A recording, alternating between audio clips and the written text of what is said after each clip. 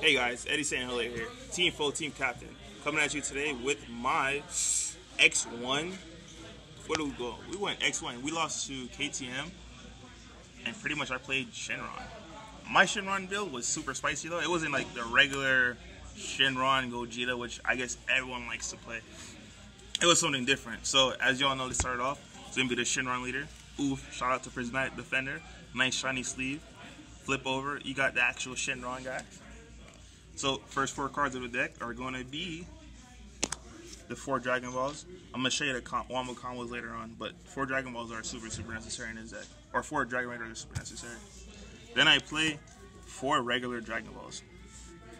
To top off the 4 regular Dragon Balls, I play 3 1-star balls. The 3 1-star balls are what literally killed everyone in combination with this, because past turn 2, turn 1 is usually I search a 1-star and a Dragon Ball, because you want to tap 1 and pitch 1 and make your opponent pitch 1, and you're going to see later on what I pitch. And past turn 3, it's literally Dragon Radar, grab 1-star, and your opponent just does not have a hand. Moving on to the next 4 cards are going to be 4 Child's Wish. You need the 4 Child's Wish because I don't play World Peace, and the Child's Wish is just necessary in this deck. Moving on to the next 4 cards are going to be the Power Burst.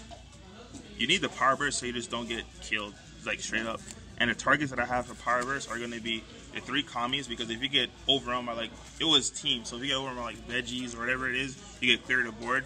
And I did not want to lose to Shugesh, because that's the one card you could have in your hand. Shugesh and Kid Goku, and you literally stop my out from me killing you for my win con. So those are the 6 1-drops. Moving on to the last pair of 4 cards are going to be the 4 super combos. These guys are just super clutch. I mean, past turn 1 they're usually live, turn 2 later they'll be live. Moving on to my spicy 2 pick card. This saved me. It almost won me the one game, actually match that I lost against David Fujimura. So this guy right here, I pretty much summoned him, and they got to get past this, because I don't think a lot of people are running border move. I think the only border move in this game realistically is the Broly leader, and it's not even border move, it just taps. So I like playing him because I can just defend him, and he restands. Alright, now here comes the actual battle cards. When I attack you, you're never going to see a card when I play this deck, because I'm either going to attack you with this guy, and what this guy does is I could Child Wish him out, grab a life, you pitch a card from hand, and I swing at you for crit. So 9 out of 10 times you're either going to pitch another card from hand to defend your life, or you're just going to take the card. So you're never going to see a card when I swing at you. That's just how I played this deck. This Yamcha is clutch. I've gone for game with this guy too. Like, people think, hey, let me stop the boss monster, which I'm going to show you later on. But I actually gone for game with Yamcha and just had a double strike on board just to scare the opponent. Because this guy swinging for 25 triple attack with crit is pretty deadly. So now here's the actual chain of the deck. You have to play. You have to play this at 4 Hellfighter 17. You have to load it up with some targets. So I play 3 energy guards, and I also play 4 Dreadful Duo Android 17. I'm not gonna lie, it doesn't really matter. I never summoned the androids once. This is the only guy you want. The reason I play so many targets is because you have to have them in drop. Like, you want to see these guys in drop. For the 1-star, these are what you're pitching, because with this you could grab it from your hand or drop. But you get so much value by pitching a regular 17 to the drop to go into this guy. This is usually the win con, because once you're at 2 cards in hand, I'll literally kill you from 6 to 4 or 6 to 0, because I'll swing. I'll have 2 of these guys on the board. I'll swing the first time, let you go on.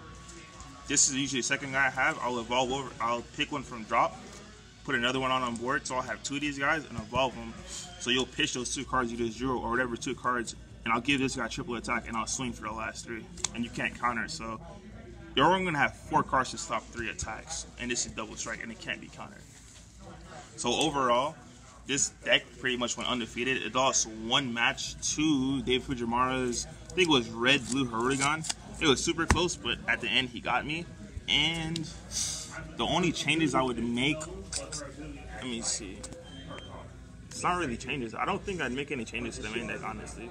The only thing I would consider adding is Shenron, which I thought about, but I don't play World Peace, so probably gonna leave the deck the same. It's a fun deck to play, super spicy. Your opponent sees no cards. Like, there's not one point in the game unless you're attacking with 17 and you have your other one on board to evolve that you're gonna give them a card in your hand. It's super hard. It got to a point where all my opponents were drawing cards and they were seriously debating should they charge or should they just pass, because if they charge, you'll have nothing in hand. So I'm not gonna attack them. So overall, it's a great deck. Stay tuned because I'm gonna record Juan's top 32 deck profile from Sunday's main event, and I'm pretty sure he also topped the Gunslingers event, and I'm going to put on my top 16 deck profile along with other bunch of good stuff coming up. So stay tuned, guys. A lot of good stuff coming on the way. See you later.